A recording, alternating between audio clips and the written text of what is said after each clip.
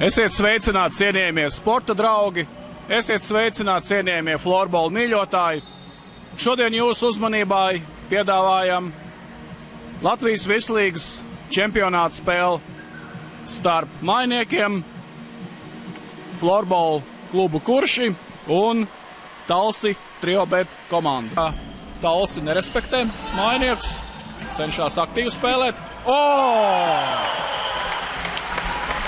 Ļoti labs metiens, brīnišķīgs metiens Ginta Siliņa izpildījumā, un rezultāts daudz nepaveicās. Jā, tātad Daneks Balodis, 69. vieta kopējā statistikas ailītē.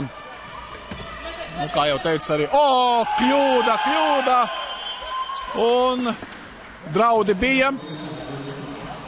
Kukuks bloķēts. Jā, arī metieni nevisai izdodas skaitliskajā vairākumā. Un lūk atbilde. 2-1 skaitliskajā mazākumā. Tals komanda izvirzās vadībā. Kā jau teicu, pēdējā šajā kalendārajā gadā. Un vārti. Periodu izskaņā. Kurš tomēr viesi izlīdzināja rezultātu. Precīzs bija Haralds Roze. Neļauj man Mainieku pateikt, kas guva vārds pirmajā trešdaļā. Ir netraucēta brīvu metienu Tals triobet komandai. Labs izgājiens un no nērtās puses ļoti eleganti un filigrāni.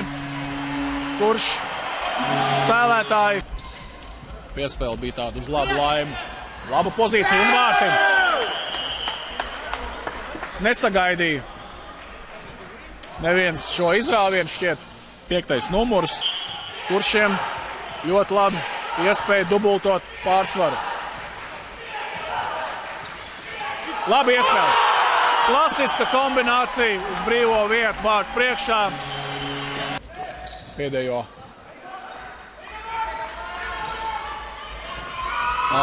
Un vārti iekrit. Pretuzbrukumā vārtu priekšā Sargeņģels un Mārtiņš Saulīts. Un vārti! Nostrādājam sporta spēļu. Bumbiņi līdz vārtiem nenonāk. Un atskan